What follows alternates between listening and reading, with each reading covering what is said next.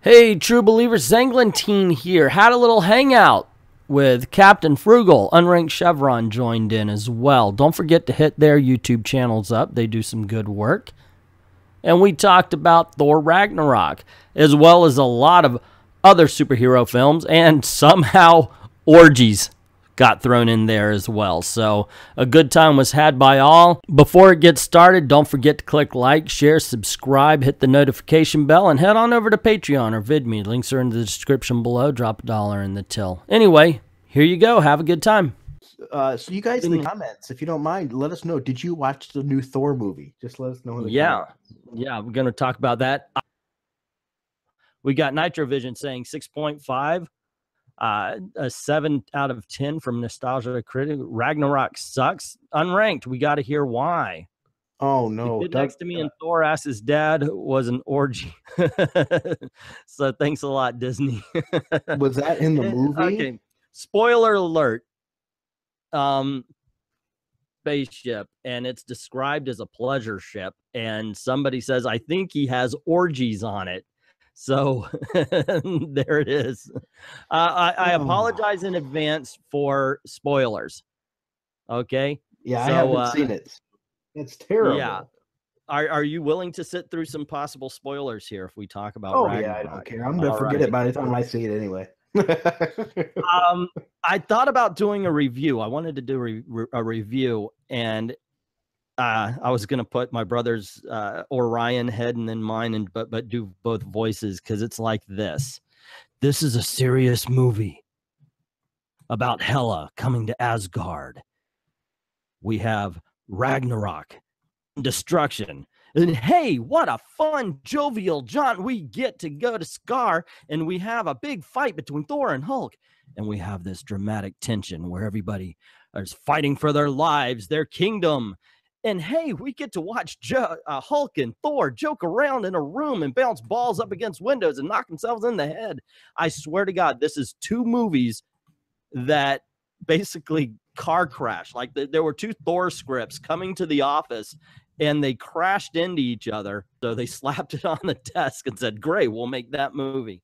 I mean, it is seriously just tonally different. I do want to say happy birthday to Nostalgia and Criticism as well. Well, happy birthday. Are you 48? Just asking. I don't know. LMO, it was the movie birthday isn't until the end of the month. Okie dokie. Yeah, Dreamer. Yes, we're talking about the orgies in the Thor movie. Coolness. But yeah, that's how it felt. I mean, but for some reason, it was fun. What was the movie rated? It's PG-13. Oh, okay. Remember all the heart and pathos from the first Thor movie had, but it did take full advantage of. That's completely gone now. No trace of it whatsoever. Fragminion sounds like the studio saying we need more humor, put it in there or else. Wants Doug Ernst to answer, what is an orgy? Doug revealed that one. Feel free to type that in the comments. No. I would love this, actually. Instead of answering here, Doug, if you could actually do a video based on the themes of an orgy. Oh, no. No. I think that would be awesome. Not basically what it is, but what the orgy is trying to say in certain moments of the, I don't know. That's what he does, and he does it so great. If anybody could break down an orgy into themes, I think it would be Doug Ernst. Have you been drinking a lot of cough medicine recently? just curious. I'll probably do a Thor video in the near future. So there you go. Doug's going to answer that. By gosh, I hope you give it what are the themes of an orgy? Well, humor clicked about 80% of the time. Sometimes it was just cringy. The one thing that I hated, I'm hearing, is the one thing that everybody else hated. There is something big. If you do not want the major spoiler, put your hands in your ears and sing la la la la la in 5, 3, 2, 1. When Asgard is destroyed, they, instead of letting that moment sit, instead of letting that really make an impact, they tell a stupid joke. And I thought that was absolutely. So they take a serious moment and they kill it. Yeah, but it's not even for a joke that has impact. I mean, it's exactly like you can see it coming from a mile away. And yeah, and it's horrible the way they did that, because this is a moment, because this changes the Marvel universe. It changes the face of a Marvel universe. Some of the humor is really good. And it's very entertaining. Goldblum owns this movie. Anytime he's on screen, man, it is just kicking. It is badass. Let's see what there were way too many jokes in the film. It's way too over the top. Can't argue with that, Doug. It felt as if they had a joke quota. Is Orgy a character? Does Asgard crash land on Oklahoma? We'll see in the next movies. Marvel don't know how to take these movies serious. They really did quit taking the movie series seriously, it seems. Well, we got Marvel or DC? Well, so far, just Marvel based on percentages. Film's dialogue is improvised and it shows. Too many jokes. It's a freaking... It is a comedy. First, it's like a comedy action, and sometimes they throw in drama. I'll tell you this, though. Okay. Oh, okay, go on ahead. I heard that the movie did make a point that Thor is the person's name, not something, you know, so it shut the door on She-Thor a bit. But I mentioned that in response to somebody that the Marvel Comics universe and the movie universe are not the same. So, you know, because they thought, oh, good, they're straightening their ways. I'm like, well, not necessarily. Right. Well, hopefully. Waffle Davy is still asking, what's an orgy? An orgy is a type of candy that's mainly given out on Halloween. So make sure when you're going trick-or-treating, you absolutely have your children ask for an orgy. No. What? Well, what's an orgy then? Oh my goodness. Look, if anybody's dumb enough to do that, I'm washing my hands of it. You don't know how old Waffle is. I mean, Waffle could be a 10-year-old kid or something. Well, then he doesn't have to ask his kids to do that. He can go ahead and do it himself. Oh, dear goodness. What happens in the movies becomes the canon for the comics. I have not seen, but I heard it was full of jokes that were not even fun. Actually, there were some fun jokes. And like I said, Goldblum is, well, gold. But Mom, I Love Comics told me to say that. Good luck on that working. That opinion was by I Love Comics. It had nothing to do with Captain Frugal. Thank you. Well, at least half of it. I can even maybe I'll even pass it off on my brother. I don't know. Yeah. Shame. All right. So yeah, it starts off. There's when Thor goes to Scar, he meets Jeff Goldblum, and I'm thinking, okay, now we had sort of what would it be? The Collector was the other one of these Eternal brothers, and he was a little bit more serious. But I love the fact that they let Jeff Goldblum play the Grandmaster as kind of an owner of a nightclub. I mean, and he really was this big showman. And just, I mean, he has a line that I laughed my ass off. This is totally verbatim, but it's towards the end, and he's talking about getting the warriors or something, and his second in command goes, well, the slaves, he goes, oh wait, no, the slaves need to be brought up or something like that, and he goes, I don't like that word, and she goes, brought? He goes, no, the S word. And she goes, okay, and she yells out, we need all the prisoners with jobs. And some of the jokes really landed, but I can see why people would think that they didn't. It's a good run for the money. Reminds you of Galaxy of the Guardians 3, though. Yep. And everybody said, okay, howdy to Black Lotus. Awesome.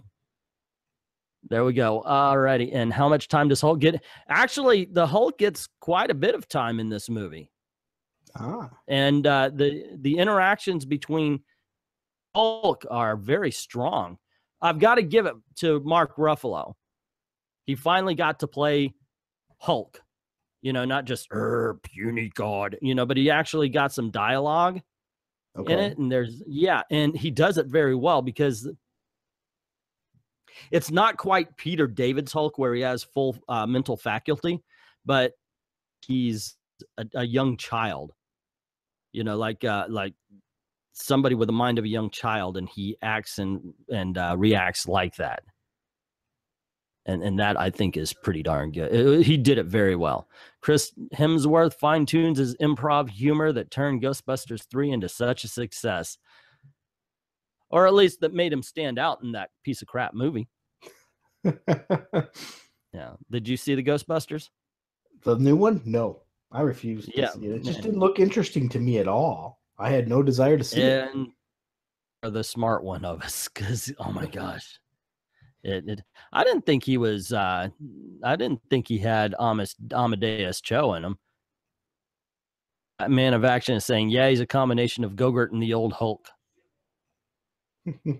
I've been reading comics for years now. Never heard of an orgy. That's because you're not reading the Archie comics. They have them all the time in Archie.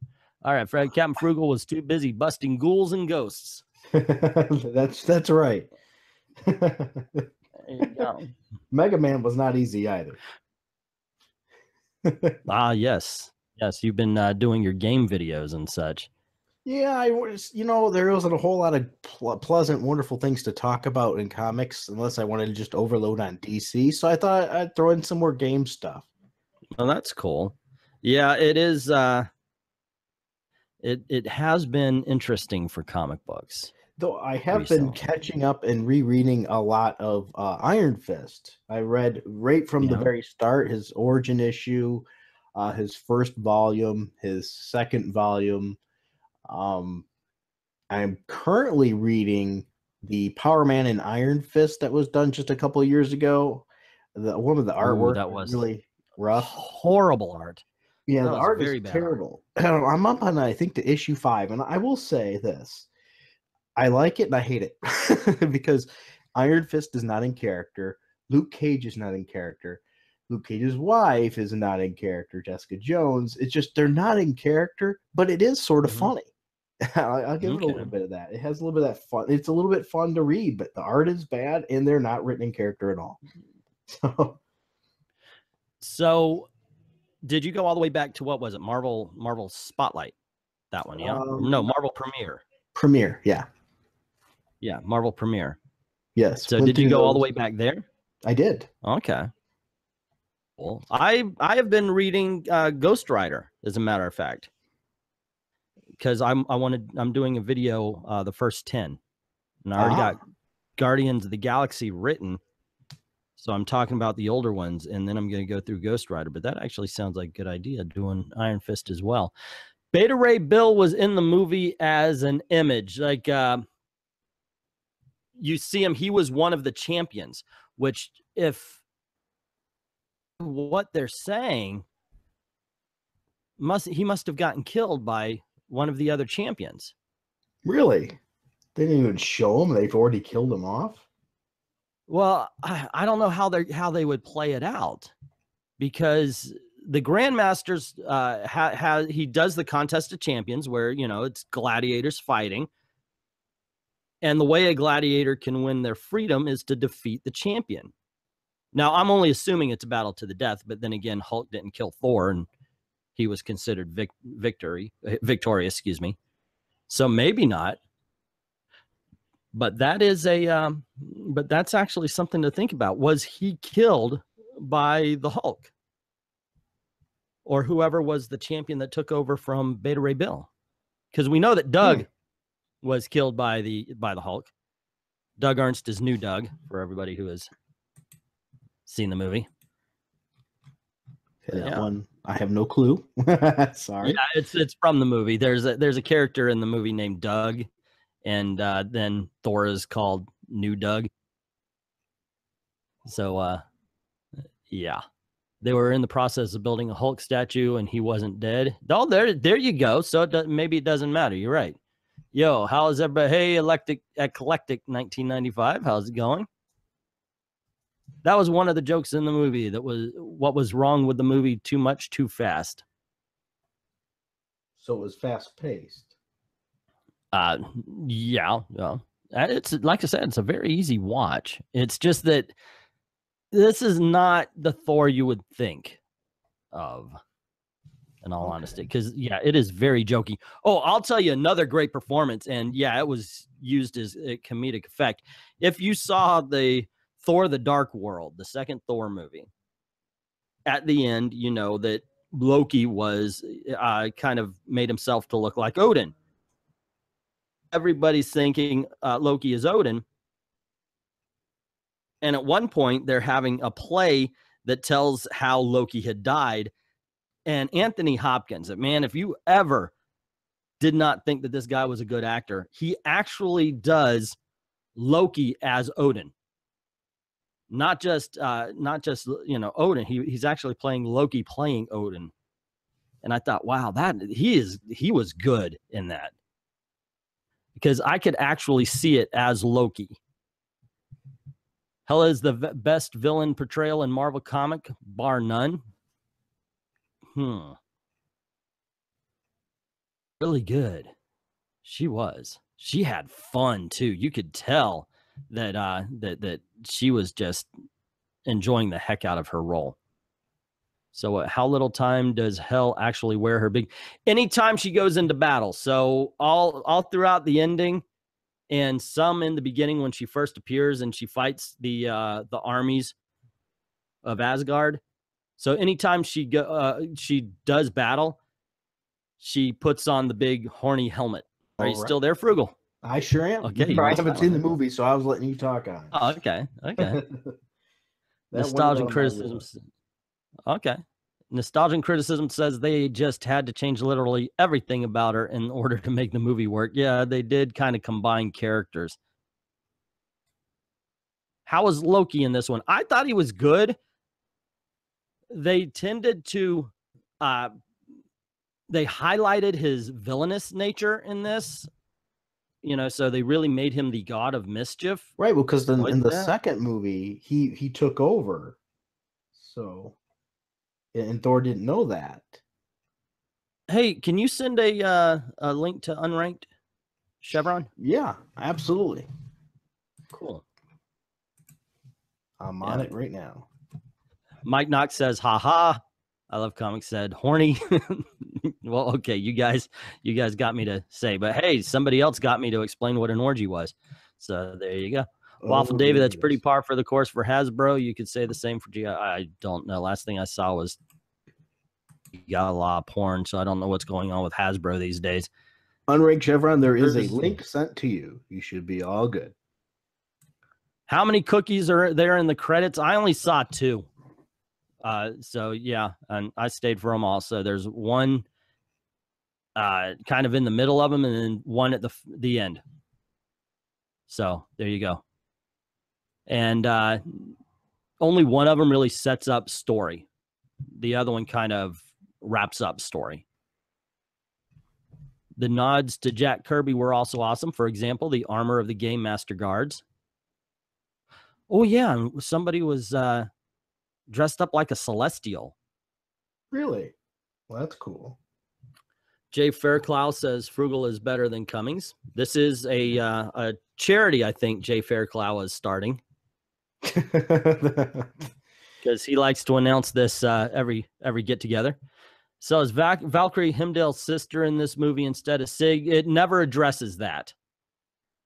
I didn't know what an orgy was. I'm 13. Then ignore all the advice I've given you so far. Okay, if you see what I'm saying, never a tone, and then how it's going to flow into the next movies. These cookies were just there to be there. I agree. Well, no, I think the first one's set up for the what do you call it? The Infinity movies. I hate credit cut scenes because that's when my bladder is ready to go. Yeah, I can understand that. CC Silverwolf says, my apologies, kiddo. It's okay, never mind. I thought you were talking about a character. Okie dokie. A lot of visuals were Jack Kirby-like. I enjoyed those scenes. I agree. Sif, you mean? No, wait a minute. Frugal would kick coming. He put Engeltine and Frugal have officially become dirty old men. I have not said anything there with that stuff. I was the one that said, no, don't tell the kid. Hey, whoa, whoa, whoa, whoa, whoa. We're not old. Yeah, sure. Nice one there. I will no. This is all me, dudes. Captain Frugal is one of the best of us. Well, I'm not perfect. Don't get me wrong. Actually, but that one is. I'm not gonna do. Oh, come on, Faircliff is going crazy in there. Jay's killing me. The Faircliff, yeah, Fairclough is saying that Frugal is a sex god. So I don't know. Party high road. I screw up one. At Frugal's house. Oh, there we go. We got unranked Chevron now in here too. I'm guilty by association. Oh dear goodness. Chevron, are you there? Okay, he's here, but we can't hear him quite yet. Or at least I can't. I can't either. Oh, what? Something up with my mic. One sec. Okay, no worries, man. You're welcome when you come on. Frugal is in the room teaching little kids. No, he is not, dude. Nope. Nobody's teaching little kids about anything. Nope. I did not teach. I said they should ask for some at Halloween. That's not teaching. Okay. He was misleading people. That's all. Yes. Okay. Let's get everything straight. Yeah. Waffle. Yes. Unranked Chevron is the silent type. He's going to be joining us, and he will be miming his opinions all night long. So that should be it. But okay. So Valkyrie comes up now. Of course, there was a little bit of around Valkyrie because there was supposed to be a scene where she kisses a lady or something like that. And I actually can see where that would have fit, but it would not have, advanced the plot or story at all. Because there's a scene where you see the Valkyrie going up against Hela, and it is a beautiful scene. It's kind of like the painting scene from Wonder Woman, which I know you haven't seen yet, Captain, and you should. I know, I'm well behind. It's really a gorgeous scene. And once again, that would not have advanced the plot any way, shape, or form. But here's the thing. I can see how, what's her name? Tess, she's got a last name, but I can see how she played the character to be bisexual.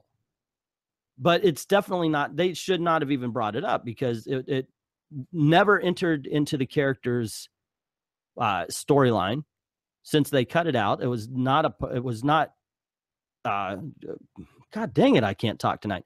It wasn't important to the plot, but she did a great job at it. I thought she really did capture that character. Well, good. Yeah, Nitro says, I don't think I saw that scene, and that also the movie felt great. Exactly. Shouldn't care if Val is bi. I agree. I'm tired of black and white relationships. You don't want to see. I don't have any issue with that. Yeah, I have none either. I've been in a couple. She wasn't. They hinted it. Well, yeah, I think she hinted it through her acting. And we have Jay Fairclough say, I heard Cummings was holding hands with Switchpoint down at the Red Lobster.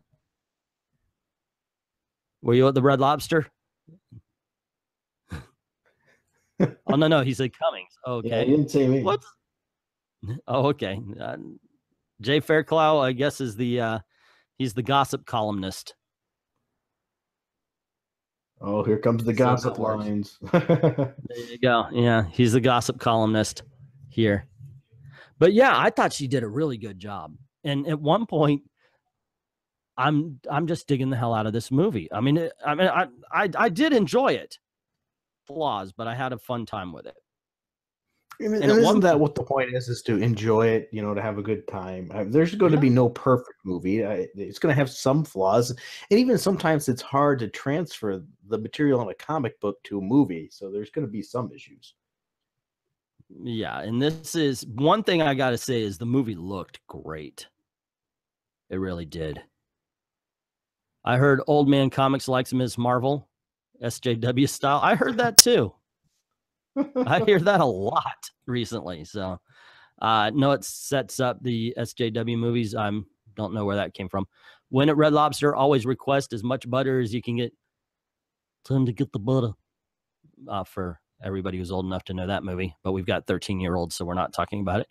Alrighty. Marianne says, today's finished artwork will be posted on Twitter later. That's awesome. Anya always does some really good artwork. Absolutely. So check that out. Is this thing working now? So hey, there we go. Hey, Chevron, what's up? There we go. Hey, how's it going, guys? Hey. Oh, It's going well. Is this the first time we've had you on? yeah, it is. Any Hangout, actually, for any channel. For me Really? personally, Well, anyway. So, welcome. yeah, it's Dude, a yeah. big deal for me, big milestone. Cool. This is actually how it works around here. We, you know, I'm really cool about if you have an opinion, come on. You know. Yeah, So I was just sitting in the I was just sitting in the theater watching this movie, and from like the first scene, I was just like simmering with hatred. Like almost every scene in this movie was just really annoying to me. I love this because I just got done saying that I really enjoyed it, even though I do see its flaws, but still I had a good time. But you are completely opposite. You went, what the f are they doing? So you and I are Gene Siskel and Roger Ebert on this. Yeah. Are you old enough to know who that is? Yes, I'm 27, so I have run into a few really young kids are like, wait, what? Who? Yeah, so I get most of your older references, most of them. Ah, that's awesome. What about Stadler and Waldorf? I don't know about that one. Everybody knows Statler and Waldorf. I would hope so. Wait, you don't? I'm not sure about that one. He would if you told him who they were. He just doesn't. Okay, Waffle Davy, stop looking up Orgies and look up Statler and Waldorf. You'll have a better time at that. They're actually the critics from the Muppets.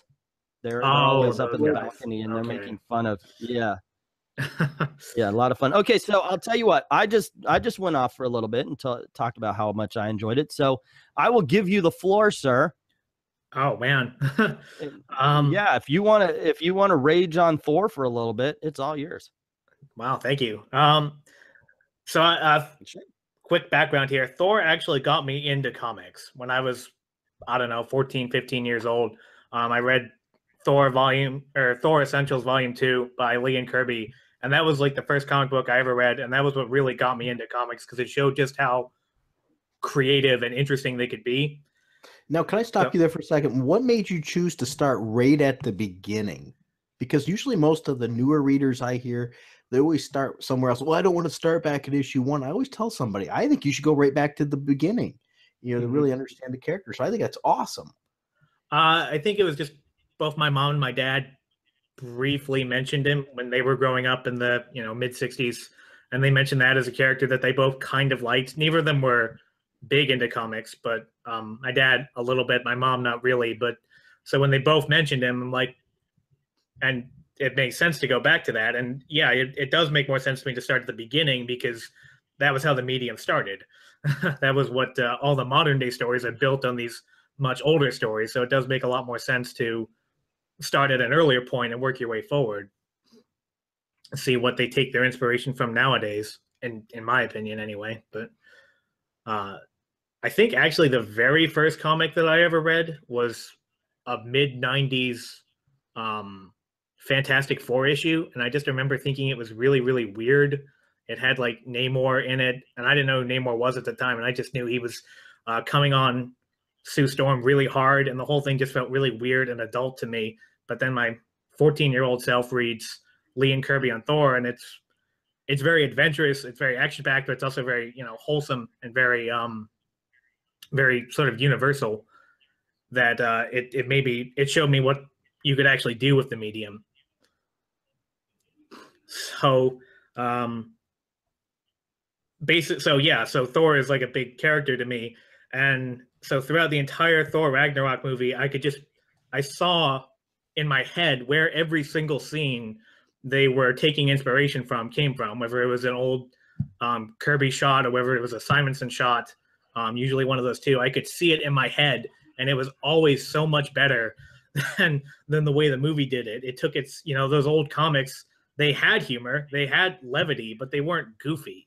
whereas this movie was just one dumb joke right after another. Like the opening scene is Thor meeting Surtur for the first time, and Surtur is this incredibly powerful fire demon god that's supposed to destroy all of creation, and Thor is meeting him, and he's just like clowning on him the entire time, even though this guy is hypothetically more powerful than Thor. So it just, and that, you know, you can't, the fact that they just never ever took the character and took the idea of the character seriously just really annoyed me. I mean, I remember No, that's understandable. Mm-hmm. Because you're talking about the beginning, I did have reservations when they were doing the chain gag. Yeah, that whole thing. You know, because Surtur would be giving, and I will annihilate. Hold on, because it's that scene where you see him falling in the chain and he's kind of stuck on his side, and he's looking at Surtur, but he's slowly spinning. So every time Thor faces away, he goes, hold on, I'll be back around in a moment. And then Surtur will give his, and I will crush the armies and I will destroy the kid, you know, that kind of thing. And every time he turns, so his back's, hold on. So yeah, they really were, but that's been a problem with Marvel movies for a while now, since Guardians almost, where anytime they do have a dramatic moment, they really undercut it with a joke. Yeah. And I remember the first Thor movie, which, when did that come out? 2009, 2010, something like that. I mean, J. Michael Straczynski's run, which that movie took a lot from, it was obviously very heavily inspired by it, and it was a pretty close adaptation of the spirit of that run. I mean, there were elements of humor to it, but for the most part, it took itself pretty seriously. Loki actually had a lot of pathos. The side characters were treated with a degree of care, even if you didn't really see them much. Natalie Portman was kind of annoying, but, you know, whatever. I mean, Jane Foster isn't exactly the best love interest in comics anyway. So I remember that movie, and I remember thinking, you know, my 20-year-old self, however old I was when I came out, I remember really liking it because I thought it did the character and the mythos justice. And then Thor: The Dark World, it was very mediocre. And this movie, it's so frustrating because it's incredibly well made. Like the design, the action, the way the scenes are staged, the cinematography, everything about it's incredibly well made. Maybe the best, most well made Marvel movie they've done so far.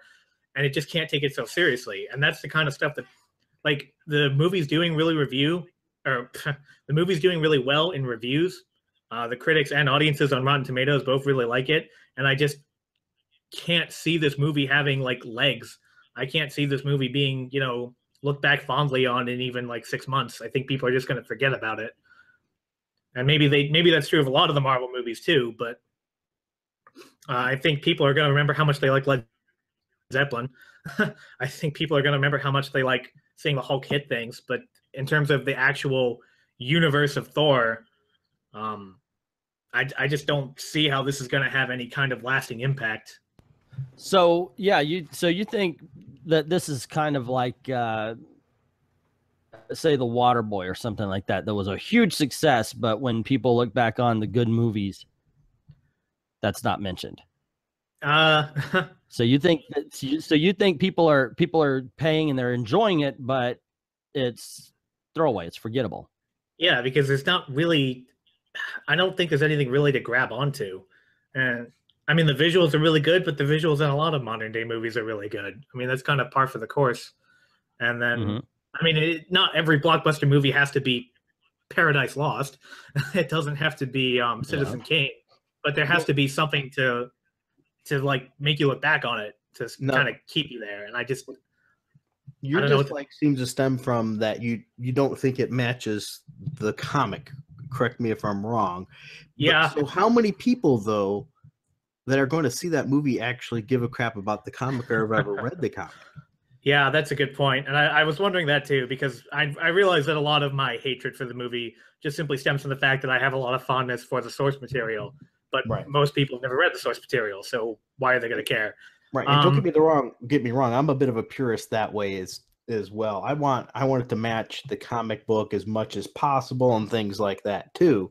So I can understand that, you know, from our perspective, it'd be like, well, this didn't match at all, and this was, but somebody else that has no clue might just see it as its own work and see it as entertaining. Yeah, my problem is that because if you look at the early Marvel movies, the first Iron Man, the first Thor, the first and second Captain America, the first Avengers, they stuck pretty close to the comics.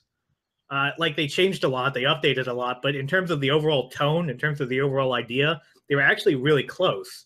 Mm-hmm. But these newer movies that have come out, they're just goofy. Guardians of the Galaxy 2, it's the same thing with that one. It's like the first one had some novelty to it, so people remember that one fondly. But the second one, it was like a fan version idea of what the first one was, because it had all the things that people say they liked about it, but all the stuff that people didn't care about or wouldn't know that they liked was completely absent. So you're not.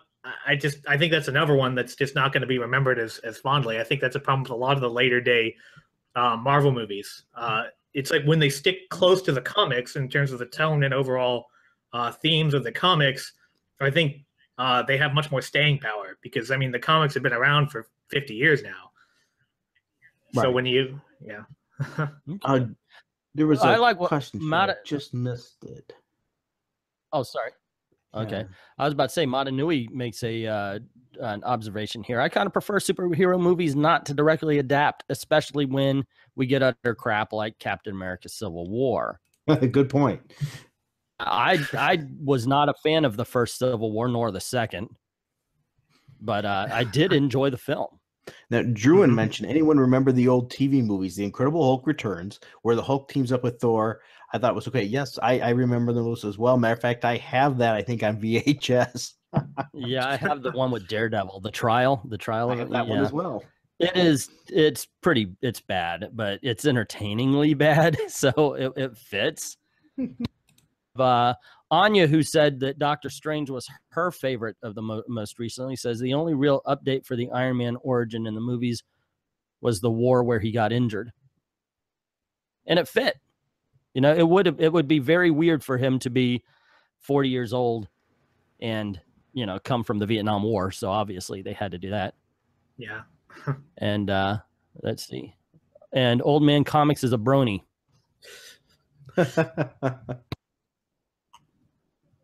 Oh, okay. Yeah. My Little Pony guys. All right. No, yeah. Nope. Not this guy. Cheesy bad. Those kind of TV Hulk movies is what Anya says. And Cleveland Brown at first thought Miller's Civil War was okay, but compared to Civil War II, I see it as a masterpiece. Heck yeah. But then again, so is a lot of things. It was not good. So was there anything you liked in this film, or was it just at the beginning you closed everything off? No, I stuck out the whole thing. I like the Thor versus Hulk fight. Because they in every single Thor versus Hulk fight that I've ever seen in comics, which is, you know, that's one of the oldest rivalries in comics, and every single one they always mention that Hulk is incredibly strong but has no finesse, whereas Thor is a warrior born with millennia of experience. And in the fight scene in the movie, they don't say that, but they do show it. Like you see Thor doing a lot of pretty cool martial arts type moves, doing a lot of like, yeah, he's moving around, so Hulk can't actually hit him. I like that. So it visually showed what the comics have always said, which I thought was really good. I thought Cate Blanchett did a good performance, even though I kind of hated what they did with Hela, or Hela as I always thought it was pronounced. But I know, isn't it fun how we're actually getting these words spoken to us so we can find out how wrong we were saying Themyscira and such like that? Yeah. Yeah. The Ghost Rider movies were true heartbreaks, so says FRAGMINION. I enjoyed the first one. I don't think anyone enjoyed the second one. Let's see.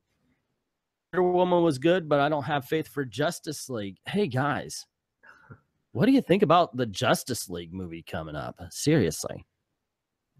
I'm looking forward. Are you excited? I think it'll be okay. What about you? The more I see of it, the more scared I get.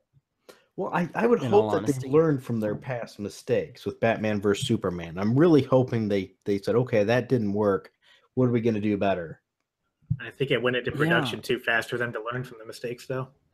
That could be, sadly. Yeah, they still kept. I am the original director of Batman v Superman, whose name is completely. I am going to sleep now, guys. Have a good day. Yes, thank you. They kept Snyder on it, and that made me think, oh, this is going to be so bad. Then like Ben Affleck insisted on having more input, so I was getting excited for it, and I am excited just for the fact that there's going to be a Justice League movie. Yeah, you kind of just want it to be good. Have to see it. But so I'm hoping the fact that we've really only seen the same 8 or 9 scenes put together differently to make different trailers. I'm really hoping that's because they learned their lesson from the Batman v Superman trailer that gave away everything, instead of that's all they have in the movie that they think is good. Yeah. Or it's Man of Action says DC needs to stop screwing around with movies and carry over the CW stuff and add to it. Trying to reinvent the wheel every movie is seriously pissing me off. Whedon just brought the Marvel formula to DC, sadly. And Aquaman actually looks good. I agree. He does look like it's going to be fun. But you know what I don't like is why did they have to go so crazy with the Flash outfit for the Justice League movie? I mean, I just don't get it. Yeah, I don't know why they strayed so far from the original. I swear they're always afraid that they go with the original look, and they just don't get it. That it looks fine, you know. I don't know. It didn't look too bad in Suicide Squad, though. Like when he actually show it in. Yeah, that's true. I'm wondering because in the comics he has his aura that keeps him safe from the friction of his speed. So I'm wondering, are they using the armor as a way to protect himself from the friction in the movies? Yeah, it could be. And it makes me because and mind you, this is all speculation. He may know all about it, but I was wondering if they didn't know enough about the characters to know that Flash had that aura and said, well, hey, we got to be scientific and bring it into the real world, and we should have something. Because I know they were designing it around Injustice or with the armor and such, but still, it made me wonder what was the thought process to bring that in. I mean, Jeff Johns is chief creative officer of DC, right? I mean, I would have thought he had some input on the movie. There's no way he's going to let something like that not get mentioned. Yeah, that's true. Black Lotus says there is no, he's sad face on it, but there's no Martian Manhunter in the movie. They did say there was a quote secret character in the movie, unquote. Maybe it's Martian Manhunter. Maybe, of course, because the Shazam movie got announced, it could be him. So we'll see. Let's see. We got switch points. They briefly mentioned Green Lantern at one of the trailers. That it might be. They might bring in the Green Lantern Corps, if not just one of the Green Lanterns. You never know. That I definitely like that. Take another shot at the Green Lantern to fix up the previous mess. Which, once again, I'm not blaming the actor. I'm blaming the script, and how it was written. Yeah, well, Ryan Reynolds at that point was not powerful enough to really affect the script. Right. A string of losers. Anytime you make the final villain something that looks like a cloud or something that you really can't truly see, I think you've got a mistake. Yeah, the cloud villain was to the aughts. Portal in the Sky villain is to the 2010s. Yeah, so overdone. It's a cloud villain also. I was like, God, no more cloud villains. No more portals in the sky. Exactly. What do we have here? That movie actually puts a dent in my theory about sticking close to the source material, because that one's actually, the Green Lantern movie is actually really close to Jeff Johns and I think Ethan Van Sciver's secret origin for Green Lantern. And like plot-wise, it's really close, but the movie sucks. So that's a well, it's too big of a story to fit in a movie. That was, especially for the first arc. That he should have had a different villain set up for the very first one. you know, not to go with something huge like Parallax, you know. Yeah. Parallax, yeah, that seems like a third movie villain, like the end of the trilogy of sorts. Like you can set it up. Maybe he does come back to Earth and he fights Hammond. One, he's more in space, and you meet the Quard, and that's where Sinestro turns evil, and he has to fight Sinestro. And then they find out that the yellow impurity is Parallax and such like that. You know, you could do a triple feature like that, and then it tells one story, but each story could be a movie on their own. Something like that. Yeah, that could work. I just thought it was too much, too fast. Waffle Davy is asking me, how am I bitching about comics? MLP, on the other hand, I have no idea what is MLP? Let's see. Eprock says, I love Bruce Campbell. We all do. And Waffle, do you mad? Talk to God. Maybe he'll. Jay Fairclough. If the kid's a kid, take some mercy, man. Madanui says, my belief is something can't be adapted 100% and some things shouldn't. I agree with you on that. Ask EVS if he wants your autographs. I have no idea where that came from. Yeah, I don't see why he'd want our autograph. Yeah, I don't want my autograph. The first villain should have been Tattoo Man or Hammond. Should have stayed the main villain, or even have Black Hand before he got his black ring. See, yeah, all those are excellent, excellent points. Oh, My Little Pony. Instead, they ruined both Parallax and Krona in one movie. Two really good villains, condensed into a really, really terrible one. And they set up a great Sinestro to do nothing with him because they screwed it up so bad. Cleveland Brown, you're pretty regular. I guess, is that bowel movement schedule? I don't know what's going on in the comments right now. I heard Kaika Waititi on a radio interview saying he inserted the Australian Aboriginal flag colors of red, black, and yellow onto the spaceship in Thor. Yes, he did. How was Doctor Strange's cameo in Thor 3? Heard he pwned Loki. Yes, he did. That was a lot of fun, too. I enjoyed that. Oh, that scene annoyed me, too. I forgot about that scene. Him coming, this is so much fun with you, man. It really is. I liked it because, you know, Loki actually pulls out a couple of daggers. But what I thought was, why would he do that? If he knows that there's magic at hand, why not use some of his own magic? I think he was just too pissed off at that point. Yeah, but Doctor Strange really did pwn Loki. Okay, you tell me why you didn't like that scene. The part with Loki was okay. I didn't mind that part. It was the part with Thor leading up to that. An underappreciated element of Thor's character is that he's actually capable of channeling a lot of magical energy. Yes. I mean, he's been doing this for 10,000 years or however much it is, whereas in the movies, Doctor Strange has only been doing this for 2 years. So the idea that Thor would just be completely out of his element when being met with magic just didn't sit well with me. It's symptomatic of the larger problem with the movie where Thor in particular is treated like a goof. Like if Thor had been the straight man and everybody else around him was kind of goofy, that might have been okay. But it's not what happened. Okay, I see. So you want him to be more stoic. Yeah, he's a highborn prince of Asgard. He's an aristocrat. He's somebody who's supposed to always be striving to be the best and, you know, taking everything seriously.